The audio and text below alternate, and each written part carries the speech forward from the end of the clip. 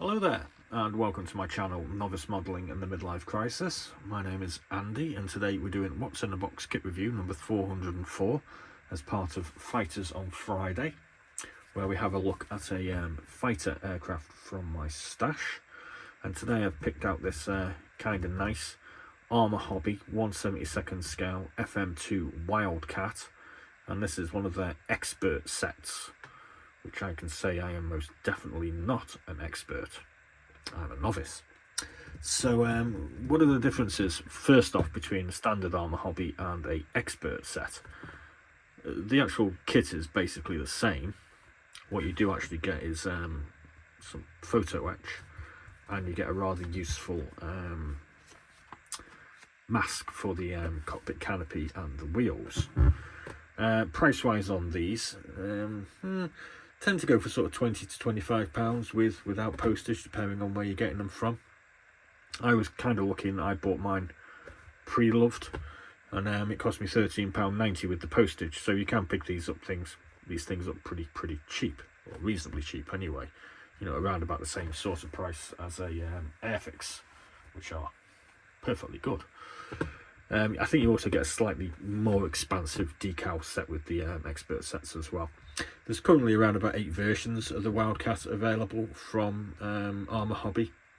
It was a new tool in 2020, and they've been releasing slightly different variants until 2024. So having a look at this box, we can see this is done in an all over blue US Navy colour. Appears to be attacking a Japanese battleship, unidentified. It could be a Yamato class. It's got the two big guns and the little gun for forward firing. This one's called Ma Baby, and it comes with 6 different decal variations. We can have this one, which is USS Gambia Bay. We can have this one here, which is Mariana's 15th of June 1944. We've got this one here, which is the USS Guadalcanal, North Atlantic 44. We've got this one, which is USS Guadalcanal also, autumn 1944. And we have this one, which is USS Rudyard Bay, so an escort carrier, Okinawa, April 1945. And we can also have this one here, which is off HMS Searcher. I think that's another escort carrier as well. That one's off Trondheim, Norway, March 1945. So there's 6 slightly different versions you can have. Comes with a very nice instruction book, which we'll go into in a little while. But first off, obviously, let's have a look at the parts and see what we think of these. I mean, I've got another Arma Hobby kit. I think it's a Hurricane that's done in Finnish markings. There'll be a link to that kit review at the end of this video in the top left hand corner. So it looks nice. What more can I say? Fuselage, we can see panel lines, nice fine indented panel lines, lots of extra detail, rivet marks, access panels, hopefully all in the right places, I would have thought. Here's the other side. On the interior, we do have some detail. The cockpit interior on this is one of the things that competent builders or experts will get pretty excited about. I think it's really nice. We've got the under wing surface here. Loads of little access points on there. Big access panel. A couple of other access panels. The Wildcat, the fuselage, actually comes out from the bottom of the fuselage, which is kind of weird, and it looks a bit complicated as well. The nose ring comes in 2 pieces, which is kind of odd. I prefer that as one piece, to be honest with you.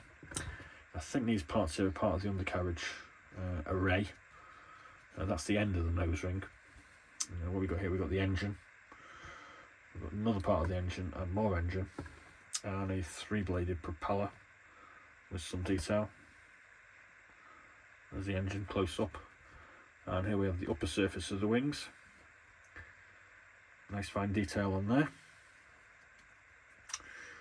These look like fins for some little bombs, I'm assuming, that can go under the wings. And there's our rudder with, I don't know, is that a little aerial antenna on it on the end? Not quite sure. Comes with mounting points. I know a lot of people like them.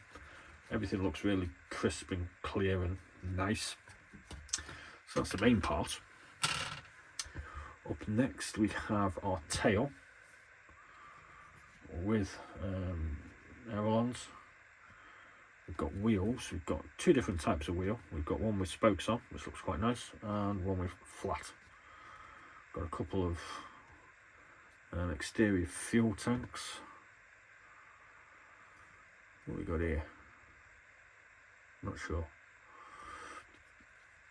This is, I'm not going to make too much comment on this. I think this is part of the undercarriage. We've got the interior bulkhead here, which has got a load of detail on it. They're parts of the undercarriage arms, obviously.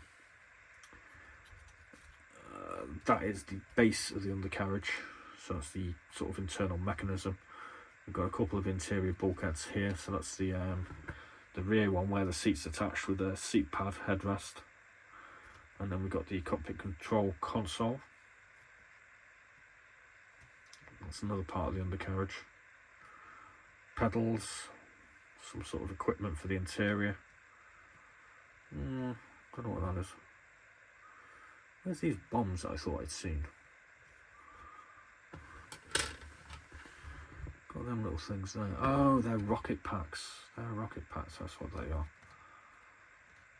They're rockets, and they're the little things for it. Sorry, my mistake, that's not part of the undercarriage. They're little rockets from underneath the wings. Duh. And that's about it. We've got a clear glazed piece with the front of the cockpit canopy trying to escape. So there's the top. Got a couple of little tiny windows here. Probably for cameras, I would have thought. And the front. The photo etch is largely, sort of ornamental and can be, included or not included. These go on the engine. It's sort of wiring and cabling. We've got some harnesses. These look like chains for the engine. More harnesses, and a cockpit control console as well.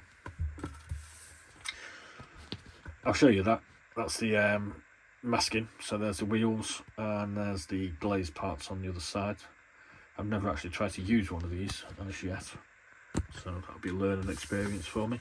And then we have a decal sheet. So like, you're getting 5 or 6 different decal sets, but obviously they're just using the main parts and then just giving you different numbers to put on accordingly. There's loads of little stencils and whatnot here. There's our cockpit control console dials and what have you. You do also get the option to use, well, I suppose they can be attached to the photo etch them, can't they? In the same shape. Looks like so. So I'm guessing you use those, attach them to them. We've got RAF roundels, bunch of lines and bars and whatnot. Royal Navy JV 768 instruction sheet. Okay, so first load of stuff we're doing is the interior, as we can see. Oh, that's the floor, that piece. Sorry, that's the floor. Something to do with the undercarriage. Dope. And there's our cockpit interior going together. Bunch of little things going on here. Now we have putting that into our fuselage. And putting the fuselage together, so it all looks pretty complex, but kind of well thought out. Putting the various sections of the engine together. Now you can see those blue bits there, the cables, photo etch. There's the nose ring going on. We've got the propeller. Slight different variations on the spinner. Putting the tail section together and putting the wings on. And there we go with our undercarriage going together. So like I said, this is kind of complicated looking. I'm sure it all holds together quite well. Oh, look at that, we've got actual, let's say, Goodyear on. We've got little decals to put on the tyres. Probably in there somewhere. Looks that way. We've got weighted tyres as well by the look of it. And that little thing's a scoop that goes on the bottom. So we can see that undercarriage looks pretty excitable. I seem to remember I had a Wildcat when I was a kid. I think I painted it in RAF colours in brown and beige, I think. So there's our rockets and our exterior fuel tanks. And there's the rest of it going together. So there's our Ma baby. And there's another version. Grey and silver looks quite nice.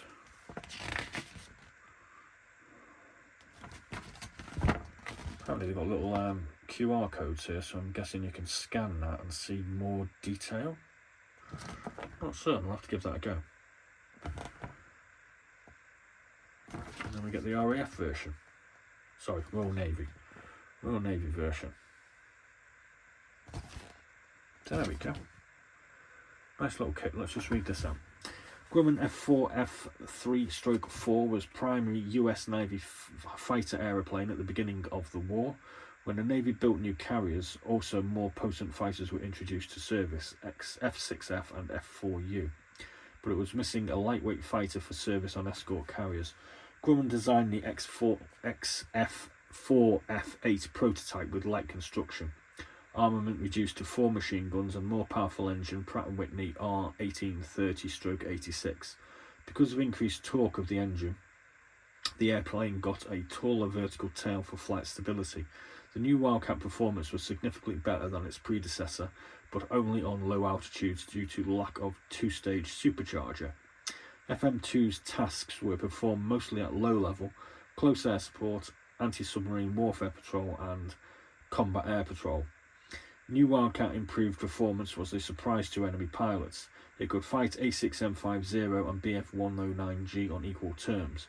The last series of the aeroplane had 6 HVAR unguided missiles mounted under wings. New Wildcat production was made in General Motors plants under new designation FM-2. It started service in late 1943 and served well in the Battle of the Atlantic and island hopping campaign of the Pacific. Total of 4,437 FM-2s were built, 65% of all Wildcat versions. 370 of them served with the Royal Navy as the Wildcat 6. So there we go. I hope you enjoyed that. Thanks very much for watching. Later on today, where the hell has it gone?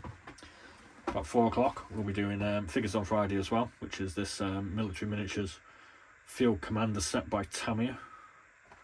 That was a number, 35298. So that'll be up around about 4 o'clock to take you into the weekend. So thanks very much for watching. Please do like and subscribe as always. And as always, be seeing you.